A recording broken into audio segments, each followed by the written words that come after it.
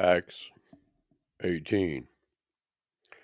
After these things, Paul departed from Athens and came to Corinth, and found a certain Yehudi named Aquila, born in Pontus, lately come from Italy with his woman Priscilla, because that Claudius had commanded all Yehudim to depart from Rome, and came unto them. And because he was of the same craft, he abode with them, and wrought, for by their occupation they were tent makers. And he reasoned in the synagogue every Sabbath, and persuaded the Yehudim and the Yavanim. And when Sila and Timotheus were come from Macedonia, Paul was pressed in the Ruach, and testified to the Yehudim that YAHUSHA was Mashiach. And when they opposed themselves and blasphemed, he shook his raiment, and said unto them, Your blood be on your own hands. I am clean. From henceforth I will go unto the other nations. And he departed thence, and entered into a certain man's house, named Titus, one that worshipped Yah, whose house joined hard to the synagogue. And Crispus, the chief ruler of the synagogue, believed on Yehuda, and with all his house, and many of the Corinthian, hearing, believed in Yahuwah, and were immersed. Then spoke Yahuwah to Paul in the night by vision, Be not afraid, but speak, and hold not your peace. For I am with you, and no man shall set on you to hurt you, for I have much people in this city. And he continued there 1 year and 6 months, teaching the word of Yahuwah among them. And when Gallio was deputy of Achaia, and the Yehudim made insurrection with one accord against Paul, and brought him to the judgment seat, saying, This fellow persuades men to worship Yahuwah contrary to the Torah.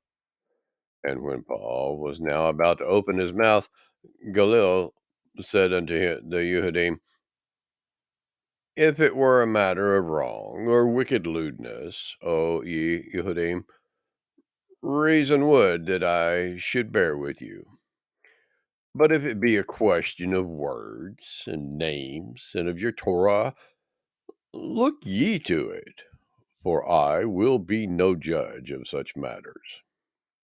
And he drove them from the judgment seat. Then all the Yavanim took Cuthani, the chief ruler of the synagogue, and beat him before the judgment seat. And Gallio cared for none of these things. And Paul, after this, tarried there yet a good while, and then took his leave of the brethren, and sailed thence unto Aram, and with him Priscilla and Aquila, having shorn his head in Centuria, for he had a vow. And he came to Ephesus, and left them there, but he himself entered into the synagogue, and reasoned with the Yehudim.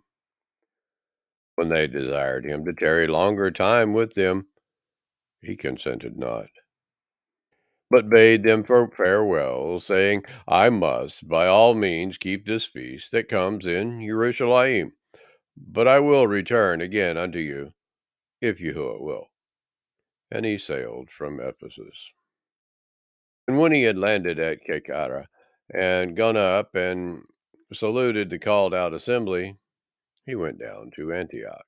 And after he had spent some time there, he departed, and went over all the country of Galatia and Phrygia, in order strengthening all the Talmudim.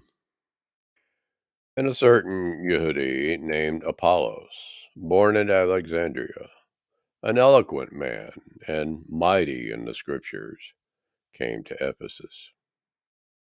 This man was instructed in the way of Yahuwah, and being fervent in the Ruach, he spoke and taught diligently the things of Yahusha, knowing only the immersion of Yohanan. And he began to speak boldly in the synagogue, whom when Aquila and Priscilla had heard, they took him unto them, and expounded unto him the way of Yahuwah more perfectly. And when he was disposed to pass to Achaia, the brethren wrote, exhorting the Talmudim to receive him, who, when he was come, helped them much which had believed through grace. For he mightily convinced the Yehudim, and that publicly, showing by the Scriptures that Yahusha was Mashiach.